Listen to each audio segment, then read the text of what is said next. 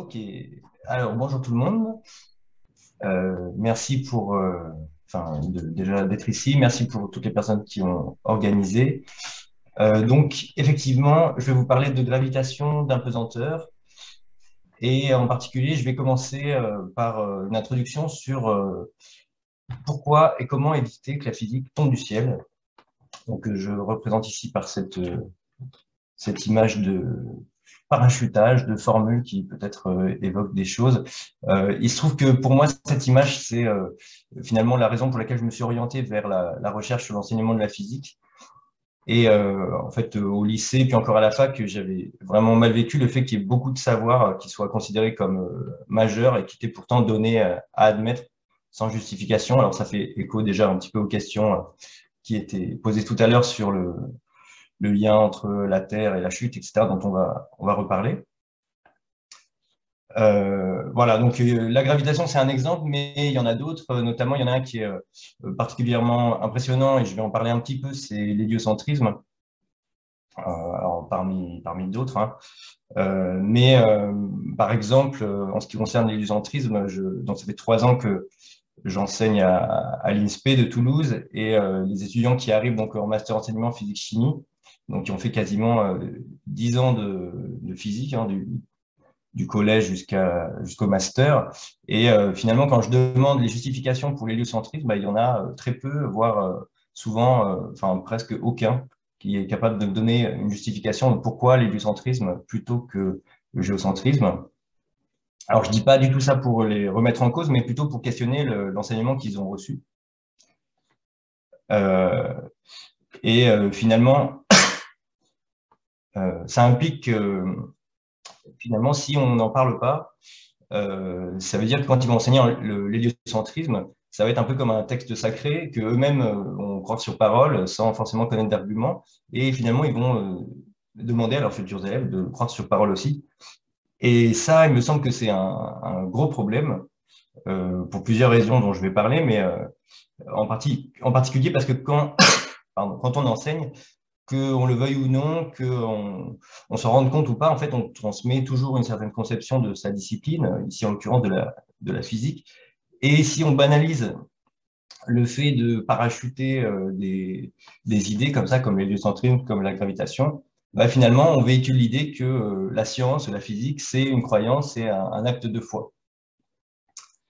Voilà, donc ça c'est la première raison que je vais donner par rapport à cette question, comment on fait pour essayer d'éviter ça autant que possible. Et donc la première raison, c'est déjà pourquoi, donc, non pardon, pas comment on fait pour éviter ça, mais d'abord pourquoi éviter de faire ça, voilà. Et donc première raison, pour éviter de trahir, de dénaturer la physique finalement, donc en banalisant l'argument d'autorité. Donc c'est un propos qui est porté notamment, qui était porté par Gaston Bachelard, un des précurseurs qui était épistémologue, mais précurseur de la didactique de la physique en France, et qu'il exprimait de manière assez radicale. Hein, vous voyez, voilà, mieux vaudrait une ignorance complète, une connaissance privée de son principe fondamental. Alors c'est une critique qui est partagée par beaucoup de chercheurs en didactique et peut-être même plus finalement, en tout cas dans les articles en SVT qu'en physique. Hein. Je pense à Jean-Pierre Astolfi ou Christian Orange, par exemple, avec le courant de la problématisation. Hein, c'est directement inspiré de Bachelard. Voilà.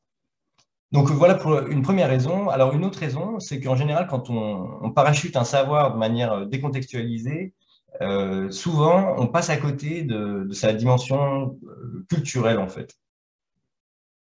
Alors c'est vrai dans de nombreux cas, et je vais revenir en particulier sur le cas de la gravitation, la théorie de la gravitation, qui pour moi est particulièrement impressionnant. Et effectivement, pour beaucoup de gens, le souvenir de cette force gravitationnelle, bah, c'est plutôt pénible finalement, c'est sans grand intérêt, c'est une grosse formule mathématique, ça implique du calcul, bon, c'est désagréable. Et pourtant, c'est probablement cette formule, une des plus grandes révolutions de l'histoire de la pensée en général, voilà, au niveau, au niveau historique, au niveau philosophique. Donc, je vous propose, pour illustrer ça, de vous présenter un aperçu du cheminement que j'ai travaillé dans le cadre de ma thèse, donc qui était plutôt orienté vers un public de Terminal S. J'ai expérimenté avec des élèves de Terminal S. Là, je vais vous présenter une version courte, enfin assez condensée, mais je vous partagerai parmi les documents la version des diapos complètes si ça vous intéresse. Et donc là, c'est plutôt un aperçu du comment voilà, éviter que ça tombe du ciel. Donc, en avance rapide. OK, donc je repars de ce schéma avec, à partir des observations qu'on a à disposition. Donc déjà, bon, le phénomène de chute sur Terre qu'on peut interpréter à partir des lois de la dynamique F égale ma, bon, bah, il y a une accélération gravitationnelle G, donc voilà, on peut imaginer qu'il y a une force P égale mg parce qu'il y a une accélération. OK, ça c'est sur Terre. Dans le ciel, les observations dans le ciel, ça va être les observations des lois de Kepler. Et il se trouve que si on bricole un petit peu ça, bah, ça nous amène à la dépendance en 1 sur r carré de l'accélération. Alors ça, c'est quelque chose qui est assez facile à faire, hein, même enfin, au lycée. Hein, c'est un tout petit calcul voilà, où on part de l'accélération v carré sur r, on remplace le v avec la vitesse pour un mouvement périodique. Et voilà, donc après, on a le t, la période au carré qu'on remplace à partir de la loi de Kepler. Et voilà, hop, on synthétise tout ça et hop, on trouve tout de suite l'accélération en 1 sur R2. OK. Et donc, l'élément suivant, c'est de constater, c'est un peu moins connu que ça, que les lois de Kepler. C'est Newton, dans son livre, il cite hein, d'ailleurs les astronomes sur lesquels il s'appuie, mais il y a des gens qui avaient constaté que finalement, pour les mouvements oui, les mouvements des satellites de Jupiter, en fait, ils satisfont aussi la relation de Kepler. Donc, avec une autre constante, bien sûr, mais la relation de Kepler, elle est valable aussi à la fois pour les satellites de Jupiter et aussi d'ailleurs pour les satellites de Saturne. Donc, voilà, et donc il déduit de ça en faisant, partout hein, là-dedans, on est dans une approximation de trajectoire circulaire pour pouvoir utiliser le v carré sur r. Et donc, on a à nouveau, donc on a le 1 sur R2 qui serait valable pour les planètes, mais qui serait valable aussi pour les satellites de Jupiter et de Saturne. Et du coup, la suite du raisonnement, c'est de se dire, bon, bah, c'est valable pour les satellites, mais la Lune, c'est un satellite. Alors, OK, on ne peut pas pouvoir comparer des accélérations parce qu'on a un seul satellite autour de la Terre, mais on peut imaginer que le 1 sur R2, il serait valable aussi, et que, par exemple, si on éloignait la Lune, alors son accélération varierait en 1 sur R2, ou si on l'approchait également, il pourrait varier en 1 sur R2. Donc, on peut faire cette hypothèse. Alors, en pratique, Newton, il a carrément utilisé les petites excentricités de la Lune pour montrer que c'est le cas. Mais on peut aussi le prendre comme une hypothèse et puis voir ce que ça donne. Et qu'est-ce que ça donne? Bah, ça, du coup, c'est assez facile à calculer parce que l'accélération de la Lune, en fait, bah, elle est facile à obtenir hein, puisque c'est v carré sur r et que la vitesse de la Lune, bah, il suffit de faire la distance parcourue sur le temps. Ça, c'est des valeurs qu'on connaît depuis assez longtemps. On obtient une accélération et ensuite, il suffit de comparer donc la distance Terre-Lune avec le rayon terrestre. Il se trouve que ça fait à peu près 60 rayons terrestres. Donc, ça veut dire que à la surface de la Terre, on est 60 fois plus près que la position de la Lune. Et donc, si l'accélération varie en 1 sur R2, ça veut dire qu'il faudrait que l'accélération, si on prenait la Lune et qu'on l'approchait, par exemple, il faudrait que l'accélération soit multipliée par 60 au carré. 3600. Donc là, c'est un petit calcul qu'on peut faire. Voilà, 2,73 fois 3600. Et il se trouve que ça donne quelque chose d'absolument extraordinaire, qui est à peu près 9,8. Voilà. Donc là, ça, c'est absolument, ce calcul est absolument extraordinaire. Alors, Newton ne le faisait pas en ces termes. Hein. Là, c'est une retranscription adaptée avec les formalismes que nous, on a l'habitude d'utiliser, l'accélération, etc. Et d'ailleurs, pour l'anecdote, il paraît que, enfin, Newton, il raconte qu'il était tellement ému au moment de faire ce calcul qu'il tremblait, il n'a même pas réussi à aller au bout. Il a demandé à quelqu'un de le faire parce qu'il sentait que c'était en train de marcher, que c'était en train d'aller vers là où où il voulait, mais voilà. Donc voilà, là, c'est moment absolument extraordinaire, et c'est ça que j'entendais tout à l'heure par la dimension culturelle, c'est que ici, par ce calcul, pour la première fois et pour toujours, on établit un lien quantitatif précis entre les phénomènes terrestres et les phénomènes célestes. Et donc, autrement dit, on détruit la distinction qu'il y a eu pendant des millénaires entre donc ce monde terrestre, ce monde humain et ce monde divin, et on invente, finalement, Newton, d'une certaine façon, on peut dire qu'il invente l'univers en tant que description unique de, des phénomènes, et il invente cette idée, enfin, il fait naître cette idée en tant qu'idée scientifique, justement, qui s'appuie sur l'expérience, parce qu'on pouvait avoir, on a toujours des philosophes qui ont tout imaginé déjà, mais c'est une chose d'imaginer, c'est une autre d'avoir un argument empirique. Voilà. Donc ça, c'est absolument extraordinaire, voilà. Et ça fait contraste avec le, l'expérience qu'on peut faire de cette formule qui nous tombe dessus comme ça et qu'il faut manipuler et tordre dans tous les sens. Voilà. Et pourtant, justement, c'est euh, cette mise en relation là entre les phénomènes terrestres et célestes, bah, en fait, c'est celle-ci aussi qui permet de faire enfin, de construire cette formule finalement.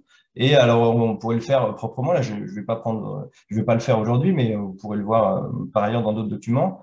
Finalement, ce 1 sur R2, bah, il nous vient de l'observation du mouvement des astres, parce que impossible de faire des, enfin, a priori, en tout cas dans les observations qu'on avait au départ, on ne se doutait pas de ce 1 sur R2 juste à partir de phénomènes sur Terre. La masse, elle vient sur Terre parce que bon bah, on n'a aucune idée en amont de la gravitation que de la masse des planètes. Et d'ailleurs, même le fait que les planètes aient une masse, ces petits points brillants dans le ciel, c'est pas du tout une évidence. Et enfin, cette dernière masse qui vient, elle, de la loi d'action réciproque. C'est assez rapide à montrer, je ne vais pas le faire maintenant, mais voilà. Donc, cette expression mathématique, elle contient en elle-même la mise en relation entre des phénomènes et c'est en soi quelque chose de révolutionnaire. Voilà. Bon, si ça vous intéresse d'en savoir plus sur la conception de cette approche, vous pourrez la trouver éventuellement dans cet article-là, voilà, qui fait une synthèse de cette proposition. Et donc maintenant, je reviens à pourquoi éviter que la physique tombe du ciel. Donc là, j'ai amené j'étais sur la raison culturelle et je vais arriver sur une autre justification plus didactique et qui s'inscrit à nouveau finalement dans le sillage de Bachelard, avec cette phrase par exemple que j'aime bien, même si elle est un peu datée, voilà, où il nous dit « L'enseignement des résultats de la science n'est jamais un enseignement scientifique si on n'explicite pas la ligne de production spirituelle, bon, le cheminement de construction qui a conduit au résultat. On peut être sûr que l'élève combinera le résultat avec ses images les plus familières. » Alors, on peut se demander d'où vient cette idée à Bachelard. Et en fait, il était enseignant de physique-chimie pendant assez longtemps. Donc, c'était l'intuition qu'il a eue sur son expérience, hein, on peut dire. Et cette intuition, il se trouve qu'elle correspond bien à toutes les recherches qui sont venues a posteriori en didactique de la physique, hein, on va dire ouais, 50 ans plus tard à peu près. Hein. Voilà, où cette idée de combiner le résultat avec les images les plus familières, faire enfin, cette coexistence des idées du sens commun avec les concepts qu'on introduit, c'est quelque chose c'est un des problèmes majeurs, hein, peut-être pour l'enseignement, l'apprentissage. Et donc, c'est une raison supplémentaire pour éviter de parachuter, entre guillemets, des notions, c'est-à-dire amener, enfin, expliciter, pouvoir amener des arguments qui justifient qu'une connaissance, elle se détache des idées a priori, Pourquoi, ok, même si ce serait légitime de penser ça, ben, on a des bonnes raisons de penser autrement. C'est un autre intérêt de construire plutôt que parachuter. Ok. Alors, si on revient par exemple sur le cas de la gravitation, ici, alors bon, j'ai pas traduit, mais c'est un petit extrait d'une publication où on nous dit de manière étonnante, finalement, de nombreux élèves du lycée et de l'université, ils peuvent résoudre des problèmes compliqués qui impliquent la gravité, et pourtant, ils ont les mêmes conceptions, les mêmes conceptions que des étudiants beaucoup plus jeunes. Voilà. Et effectivement, on trouve que encore à l'université, donc en première année, ça a été fait sur un parcours de sciences, on trouve qu'il y a la moitié des étudiants en sciences qui pensent qu'il n'y a pas de gravité dans l'espace. Euh, Bien que ça peut être des personnes qui savent résoudre des problèmes pratiques. Bon, c'est une observation dont on a facilement, on peut faire facilement le constat, nous aussi. OK. Donc, voilà pour la troisième raison. Et je vais en venir à ma dernière raison qui est liée à la première. Donc, je reviens sur ma première raison donc, qui était épistémologique pour ne pas véhiculer une image dénaturée de la physique. Et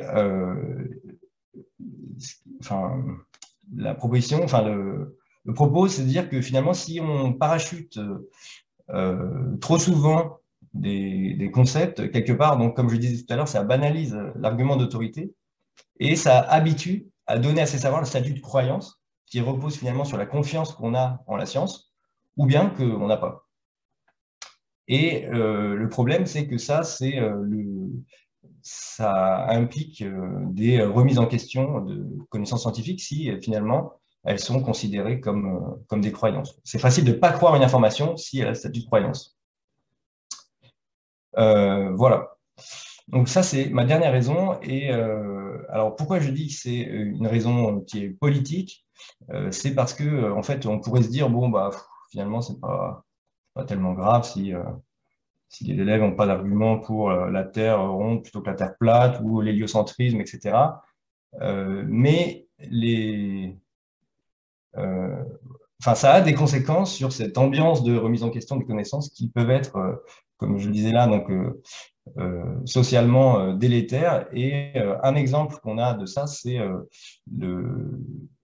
toutes les questions autour du climat. Du coup, je vais me permettre de faire une petite digression à ce sujet-là.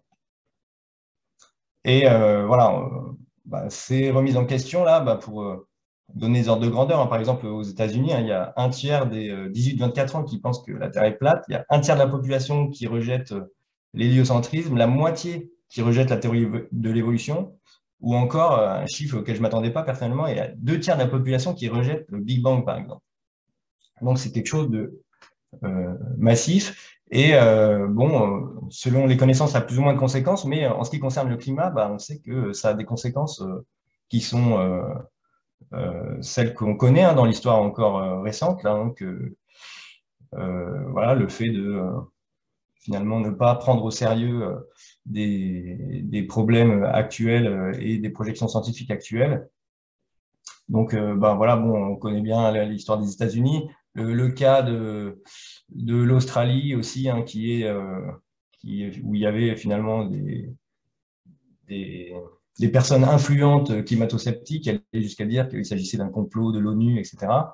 Et bien que 2 ans plus tard, ça c'était en 2018, 2 ans plus tard, hein, on se souvient tous de l'horreur que ça a pu être en Australie. Voilà, et donc pas seulement en Australie, hein, je ne veux pas trop m'arrêter là-dessus, mais si on regarde juste l'été dernier, hein, c'est de plus en plus violent, hein, les conséquences de tout ça. Et donc, enfin oui, par exemple, que ce soit les inondations, hein, le fait qu'il tombe en 12 heures, ce qu'il est tombé en 2 mois, etc., les sécheresses, les famines qui peuvent être liées au dérèglement climatique, etc. Et donc, pour le dire en un seul mot, hein, c'est ce qui est en jeu dans tout ça, c'est que ben, des larges zones vont être de plus en plus inhabitables, donc des migrations, donc des guerres un petit peu partout. Donc c'est vraiment très très sérieux. Et d'ailleurs, on peut se demander, bah, ok, donc comment c'est possible que finalement il y ait, enfin comment comprendre que on n'arrive pas à s'en sortir euh, avec cette situation, enfin que ça avance si peu, alors que finalement on sait depuis longtemps, des décennies. Comment c'est possible qu'on ait, enfin voilà, des gouvernements, là on prend le cas des États-Unis, de l'Australie, on pourrait prendre le Brésil, mais aussi il suffit de regarder chez nous, hein, il y a des gouvernements qui, enfin euh, voilà, il y a eu aussi des des mises en évidence que c'était pas parfait chez nous non plus. Donc comment on peut comprendre ça? Bah, déjà, un élément de réponse, c'est de se rendre compte que bah, finalement, en fait, il y a que, enfin, chez nous, il y a que un tiers à peu près de la population, et ça vaut aussi dans le monde, qui est d'accord avec le fait que les activités humaines soient effectivement le principal responsable du changement climatique.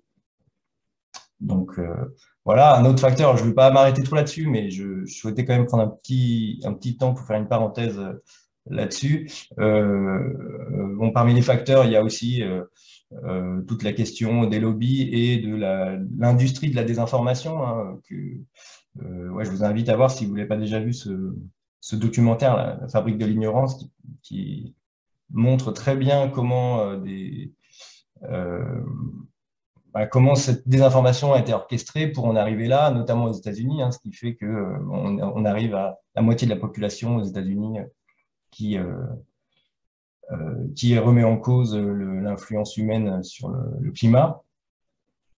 Et donc, tout ça, bien que en face, et c'est aussi pour ça que je m'arrête un instant là-dessus, dans le dernier rapport du GIEC, dont enfin, les derniers volets sont en train de sortir, là, il y en a un la dernière semaine et un dans une semaine, la conclusion, c'est que bah, finalement, non, c'est très clair. En fait, enfin, ça fait un moment qu'on le sait, mais on le sait de manière de plus en plus précise. C'est bien 100% du réchauffement qui est lié aux activités. Voilà, donc ça, OK pour la communauté scientifique. Et donc maintenant, pour revenir à l'enseignement, donc comment faire pour éviter que cette connaissance-là, dans l'enseignement, ça se transforme en ça. Et c'est-à-dire que, comme on le disait tout à l'heure, finalement, si c'est parachuté, si c'est une croyance, bah, c'est facile de choisir de ne pas y croire, quoi. Et de fait, il y a encore beaucoup de gens qui ne sont pas convaincus.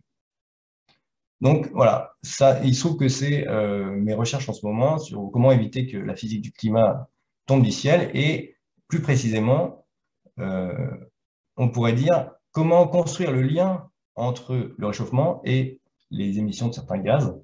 Voilà. Alors, je finis sur ce lien pour fermer cette digression sur le climat et pour aller sur un niveau plus général avant de revenir sur gravitation et apesanteur. Voilà. Donc, je vais revenir donc sur quelque chose d'une banalité, mais vraiment, enfin, quelque chose de complètement trivial, mais qui est pour moi absolument fondamental.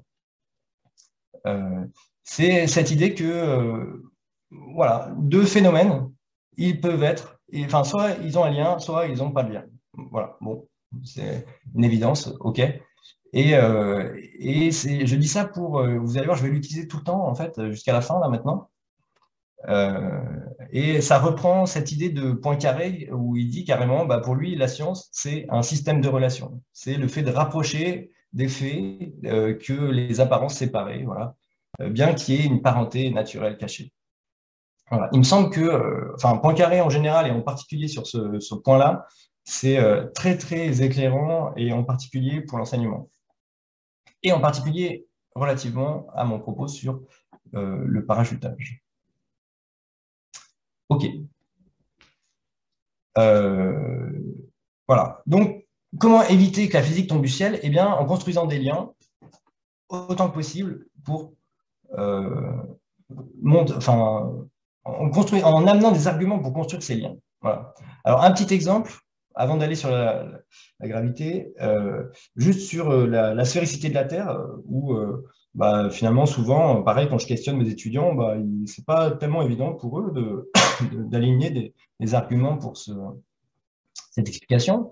Et donc, de façon rapide, hein, je ne vais pas le faire en entier, mais une façon de l'amener, c'est de se dire finalement, il y a des observations, des phénomènes, le fait que quand on se déplace vers le sud, il y a des constellations qui apparaissent, qui disparaissent, ok, l'ombre, enfin les éclipses de lune, d'accord, le fait que les bateaux s'enfoncent à l'horizon. Bon, tout ça, ça pourrait être des choses euh, dissociées, d'ailleurs, c'est peut-être des choses qui ont été toutes observées quand on pensait en termes de Terre plate, hein, comme Thalès, par exemple, qui défendait la Terre plate, ok. Et donc, ces choses-là peuvent être soit indépendantes les unes des autres, et c'est ok, pourquoi pas, ou alors on peut les lier. Et il se trouve que c'est le cas. On peut les lier avec la rotondité de la Terre. Ok. Euh, voilà. Et donc, enfin, ce que dit Poincaré, c'est que finalement, enfin, l'intérêt de parler en termes de relations, c'est de dire finalement l'explication qui va être la meilleure explication, ça va être celle qui permet le plus de relations entre phénomènes, tout simplement. Donc, c'est d'autant plus vrai que ça permet plus de relations. Et en disant ça, on court-circuite tout le débat sur le réalisme, sur la vérité, la réalité, etc. On parle de lien entre les phénomènes, que ça soit tel qu'on les perçoit ou pas, mais en tout cas, voilà, plus on peut faire de liens, plus c'est vrai. Alors, j'ai parlé tout à l'heure du parachutage de l'héliocentrisme, alors j'y reviens, je prends un instant pour revenir rapidement dessus. Bah là, pareil, on peut prendre par exemple deux phénomènes, celui du saison, ou plus précisément le fait que le solstice, enfin le jour le plus long ou bien le jour le plus court, il a une certaine périodicité, hein, voilà. Et l'idée de la parallaxe, voilà, le fait qu'on peut observer une étoile depuis, enfin ça date de 1138, Bessel, voilà, qui a observé une petite oscillation d'étoiles. Alors c'est très léger, hein, c'est 1/10 millième de degré, mais bon, c'est là, c'est quand même un phénomène.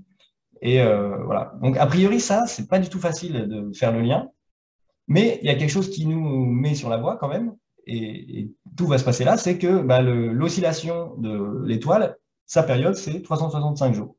Comme la même période que pour aller du jour le plus long au jour du plus long d'après.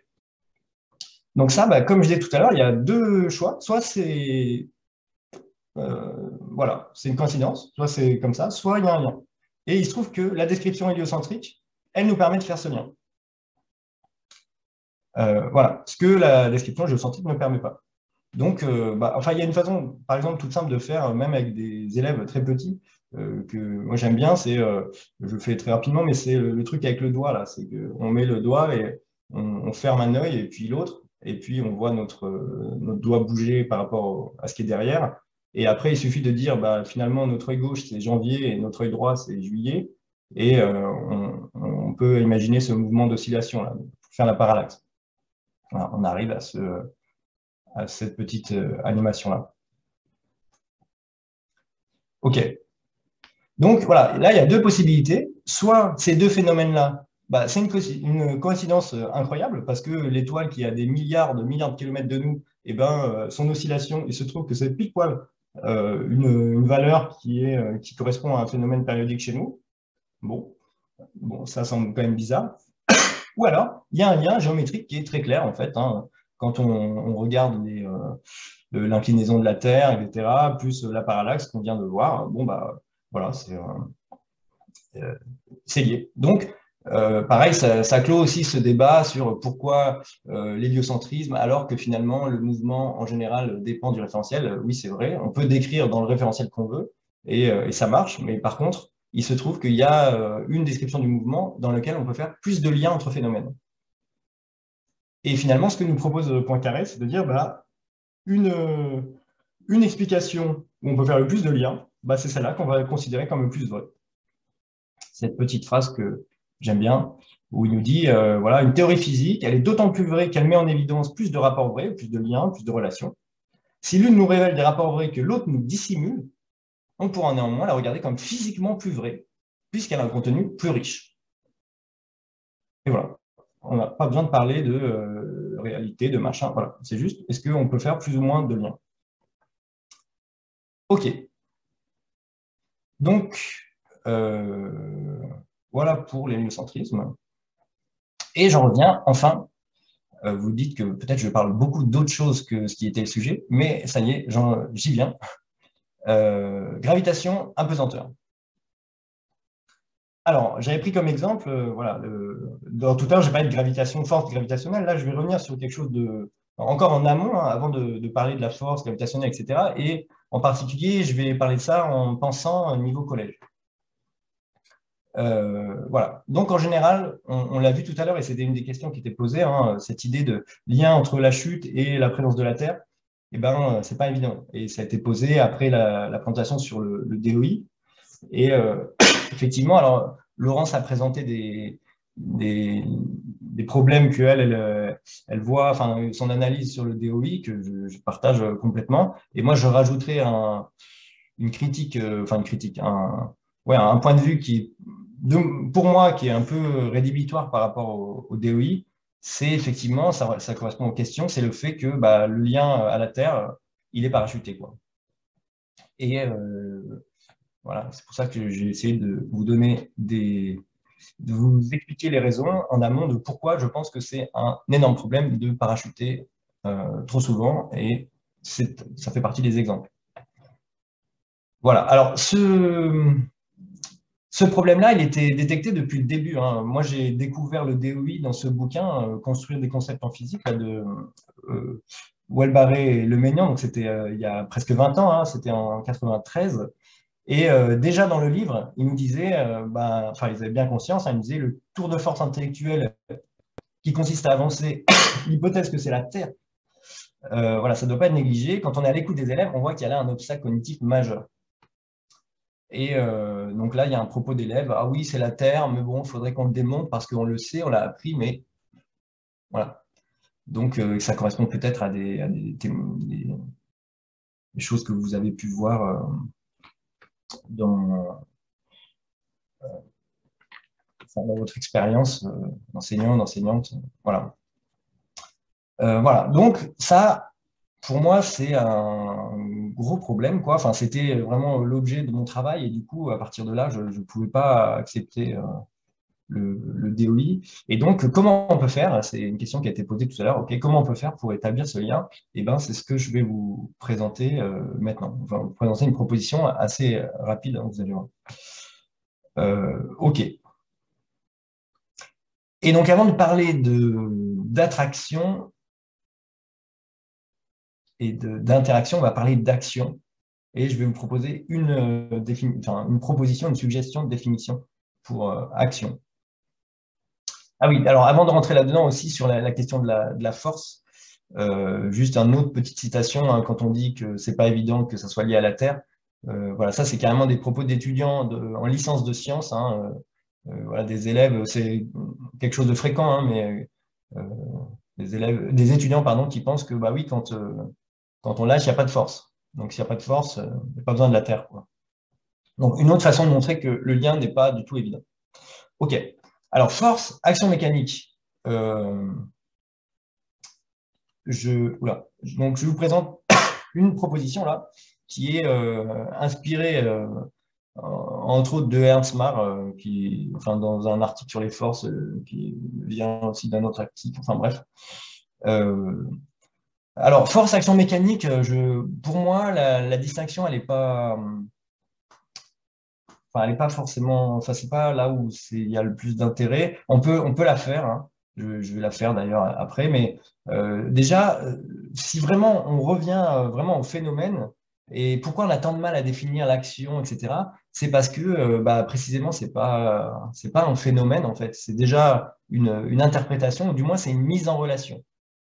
Donc en fait, on peut dire que voilà, il y a une action si alors l'état de mouvement, le fait que la vitesse, la trajectoire varie, ou bien l'immobilité s'il y a plusieurs actions, etc., ou bien la déformation, ça peut être relié à la présence d'un autre objet.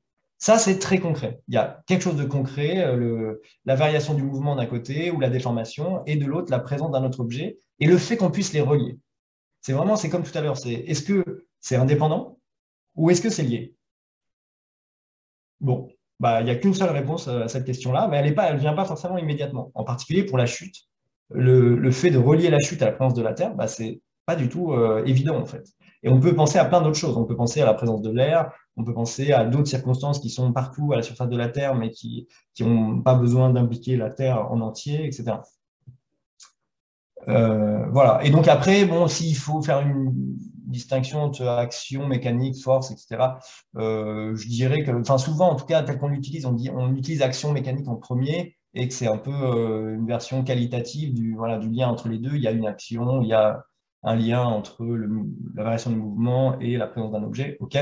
Et après, en général, on parle de force quand on va définir ça plus précisément, avec une définition plus spécifique, etc. On va commencer à poser un vecteur, une direction, enfin une intensité, une direction, etc. Voilà.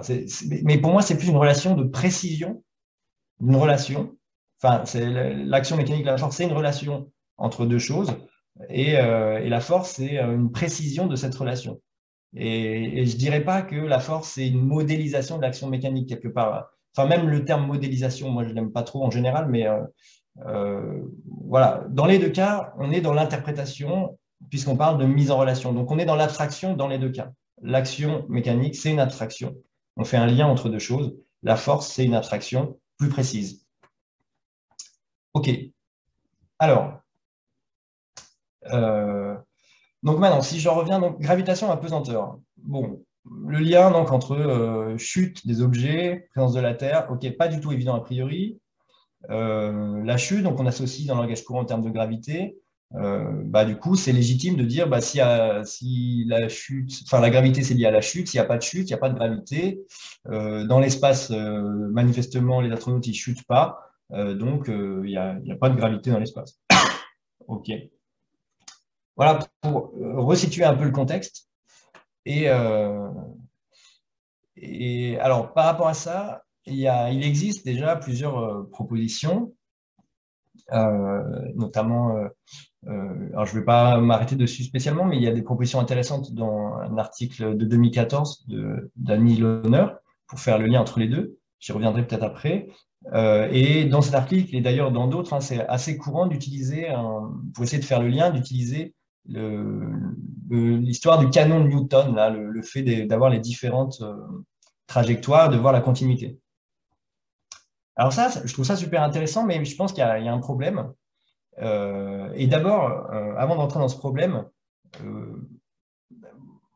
pour le coup, moi j'ai un problème avec le fait qu'on trouve souvent dans les discours et dans les manuels, etc., le fait de vouloir renommer l'impesanteur, enfin pas renommer, mais caractériser l'impesanteur, le mouvement orbital, etc., en disant c'est une chute. La Lune, en fait, elle chute. L'astronome, il est en chute libre aussi, etc. Et pour moi, ça, c'est pas forcément une stratégie efficace à terme de prendre un mot qui a un sens précis dans le langage courant. Chuter, ça veut dire se rapprocher du sol. Point. Et donc, dans la tête des élèves, à un moment donné, quand on leur parle, ça a ce sens-là. La chute, dans la vie quotidienne, c'est se rapprocher du sol. Bon, et ben, si après on commence à changer, à rajouter une nouvelle définition sur le même mot, et les deux vont interférer, etc., ça me semble, d'une manière générale, pas une bonne idée. Et d'une manière générale, en fait, c'est faire une métonymie, quoi. C'est-à-dire, on prend une caractéristique ou on prend un point commun entre les deux et on utilise le même mot pour caractériser quelque chose. Bon, ok. Donc moi, je dirais pas ça. Je dirais qu'un astronaute, non, il ne chute pas puisqu'il ne se rapproche pas du sol. Voilà, donc ça, c'est sur le vocabulaire. Maintenant, sur l'expérience de pensée, le statut de cette expérience de pensée, souvent, elle est présentée toute seule. Enfin, c'est-à-dire, on présente ça, et puis du coup, c'est censé convaincre les élèves que, ah bah oui, du coup, voilà, il y a de la gravité dans l'espace, etc. Et voilà, ça suffit. Et pour Newton, ça n'avait pas du tout ce statut-là. Enfin, ça avait un statut de présenter un peu intuitivement le lien, etc. Mais c'est pas du tout suffisant en soi. Et en fait, ce que ça montre, finalement, ce qu'on peut tirer de cette expérience de pensée, c'est que oui, c'est possible d'imaginer qu'il y a un lien entre les deux. Mais il y a plein de choses qu'il est possible d'imaginer et qui ne sont pas vraies aussi, quoi. C'est-à-dire, cette expérience, on ne l'a pas faite vraiment. On ne peut pas la faire d'ailleurs, parce que l'atmosphère, parce que voilà, etc. Bon, en fait, on ne sait pas trop. Est-ce que, bref, c'est vraiment une expérience de pensée. Ça n'a pas de valeur, en fait, en soi. Ça a une valeur pédagogique pour illustrer une idée, mais ça n'a pas une valeur pour établir un résultat. Voilà. Alors, pour Newton, et dans la présentation que j'ai fait tout à l'heure, oui, on peut amener un élément empirique qui valide ça. C'était l'utilisation des lois de Kepler, enfin, extrapoler jusqu'à la Terre, etc., pour finalement arriver à, oui, on a des comparaisons numériques d'accélération qui, elles, à la fin, nous disent, ah bah oui, c'est comme ça que ça se passe. OK. Mais au collège, bon, bah, voilà, on a bien compris, on va pas faire ça. Et un autre problème aussi, c'est que ce schéma, finalement, il fait le lien entre mouvement chute et mouvement orbital, mais on ne revient pas sur l'impesanteur, finalement. On dit, bon, bah, OK, mais alors pourquoi les astronautes, ils flottent, etc. Bon, voilà. OK. Donc, comment on peut faire? Autrement que comme ça. Enfin, vous verrez, je reviendrai à ça, mais avec un autre statut. Et ben, je vous propose une idée toute simple, vraiment toute simple, très rapide, et j'ai presque fini. C'est pour faire le lien en fait entre les deux, c'est d'utiliser justement ce qui pourrait être un problème, c'est-à-dire la situation d'apesanteur là, mais de voir que finalement le fait que nous on ait accès à toutes ces images d'astronautes, etc., cette situation d'apesanteur, elle contient en fait un élément empirique qui nous permet de raisonner et qui en général, en tout cas à ma connaissance et dans la biblio que j'ai faite, qui est trop rarement utilisé, enfin non, jamais utilisé en fait, je ne l'ai jamais trouvé utilisé et je trouve intéressant de vous la partager. L'idée, c'est que bah, si les astronautes, comme ça, et, enfin, si les astronautes, là, par exemple, à l'extérieur de la station, ils ont exactement la même trajectoire, la même vitesse, bien qu'ils n'ont pas du tout la même masse que la station ISS, ça fait 400 tonnes. Bon, l'astronaute, avec tout son équipement, je ne sais pas combien il fait, 100, 150 kilos. Voilà. Et, on retrouve quelque chose qu'on connaît. On retrouve cette idée que, ah oui, on peut avoir la même trajectoire, la même vitesse, alors que on a deux objets qui n'ont pas du tout la même masse. Et comme cette expérience, là, souvent utilisée, les plumes et la boule de bowling, là, dans une enceinte sous vide, OK, bah, voilà, la trajectoire est la même, la vitesse est la même, alors que les masses sont très différentes. Donc là, on a un point commun empirique, en fait. On a une caractéristique très bizarre du mouvement qui est valable dans les deux cas. Donc ça, ce n'est pas une expérience de pensée. C'est vraiment une comparaison qu'on peut faire. Et donc là, on peut faire un lien. Je reviens à mes liens là, de tout à l'heure. Bah, chute et impesanteur, bon, a priori, pas facile. Par contre, l'impesanteur, finalement, quand on regarde, qu'on change de point de vue, du point de vue géocentrique, bah, c'est un mouvement orbital. Et ce mouvement orbital, là, après ce qu'on a dit, bah, en fait, de la même façon que la chute, c'est un mouvement qui est indépendant de la masse, quand on peut négliger l'influence de l'air. OK, donc là, on a un lien qui est empirique juste en considérant les mouvements. Là, en fait, on n'a même pas encore besoin de parler de force et d'action, tout ça. On peut juste dire, ah, il semblerait qu'il y ait un point commun entre ces mouvements. Et dire qu'il y a un point commun, ce n'est pas la même chose de dire que le mouvement orbital est une chute. Je dis vraiment ce que je veux dire, c'est-à-dire je dis qu'il y a un point commun. Voilà. Et là, ce point commun, ensuite, l'expérience du canon de Newton, là, elle est super intéressante pour comprendre ce lien. On se dit, ah, il y a un point commun. Et effectivement, quand on regarde, quand on réfléchit sur ce schéma, etc., on peut se dire, ah ouais, on peut comprendre comment on peut passer de la chute verticale à la chute parabolique jusqu'au mouvement circulaire, puis ensuite elliptique, etc. OK. Donc là, on a trouvé le lien entre les deux mouvements, et maintenant, quand même, notre but, c'était d'arriver à l'attraction terrestre, et donc à l'action. Et donc, il faut revenir sur l'action. Alors, je vous l'ai défini tout à l'heure comme un lien entre un état de mouvement d'un objet, donc soit la variation du mouvement, soit un équilibre, soit la déformation, et la présence des autres objets alentour et leurs propriétés. Donc ici, une fois qu'on a fait ce lien, bah, on peut réfléchir à finalement qu'est-ce qu'ils ont en commun dans leur environnement. Et en fait, là, bah, ça implique d'éliminer un certain nombre de choses. C'est que là, puisqu'on est dans l'espace, les circonstances, enfin les caractéristiques de l'environnement qui sont spécifiques à la surface terrestre, qu'on aurait pu supposer être responsable de la chute, et bah, finalement, ça ne peut pas, puisque c'est valable à la fois pour l'astronaute et plus généralement même pour la Lune, puisqu'on peut faire le même raisonnement. Quoique non, on ne peut pas faire le même raisonnement. Enfin bon, en tout cas, déjà pour l'astronaute, on peut sortir la pression atmosphérique, par exemple. Voilà. Et finalement, bah, le point commun qu'il y a entre les deux, assez basiquement, on peut dire, bah, c'est tout simple, il n'y a pas grand-chose là autour, il y a la présence de la Terre qui est au milieu, quoi. Donc finalement, l'idée qu'il y a une action de la Terre sur un objet, ici on peut le reformuler tout simplement en disant que, OK, on peut relier la chute à la présence de la Terre.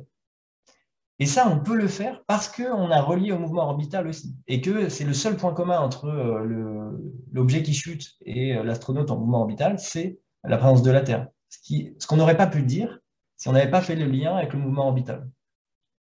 Voilà, c'est ce que je disais, on aurait pu lier la chute à plein de circonstances qui sont liées à la surface de la Terre et qui sont omniprésentes de toute façon, du genre la présence de l'atmosphère. OK. Voilà, et donc ensuite, bah,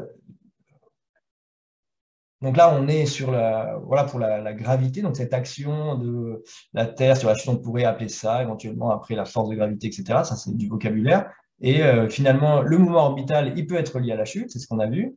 Et puisque le mouvement orbital peut être lié à la chute et que la chute peut être liée à la présence de la Terre, eh ben, le mouvement orbital, a priori, peut être lié à la présence de la Terre. Et donc là, c'est ça qui va justifier un nouveau mot, toutes ces relations. Là où la gravité n'allait concerner dans le langage courant que la chute des objets, mais comme on se rend compte que tout ça est lié, que la chute des objets, finalement, il y a un lien avec le mouvement orbital, à la fois pour une raison empirique, on l'a vu, l'indépendance de la masse, et on peut comprendre ça avec les schémas canons de Newton. Alors, s'il fallait un mot pour désigner tous ces mouvements qui ont des points communs, l'indépendance de la masse, la présence de la Terre, etc., bah, c'est là où on va amener l'idée de gravitation. Voilà. Bah, voilà, c'est là où je voulais en venir. Alors, il se trouve que, enfin, très rapidement, je peux dire juste un petit mot sur le fait que cette approche-là, elle a donné lieu à une séquence qui est basée sur une bande dessinée numérique, qui est, enfin, sous forme de qui est pas encore fini, qui est sous forme de storyboard, mais qui devrait sortir dans quelques temps. C'est un projet qui s'appelle Grandiloquent, voilà, qui a été financé par Erasmus+. Donc, c'est une série, il va y avoir 8 épisodes, et dont un sur la gravitation, et dont la proposition va reprendre cette approche-là. Voilà. Et il y aura aussi d'ailleurs dans cette série des épisodes sur la physique du climat avec la même intention dont je vous parlais de comment faire pour pas parachuter le climat. Voilà pour moi. Et bah, merci de votre attention.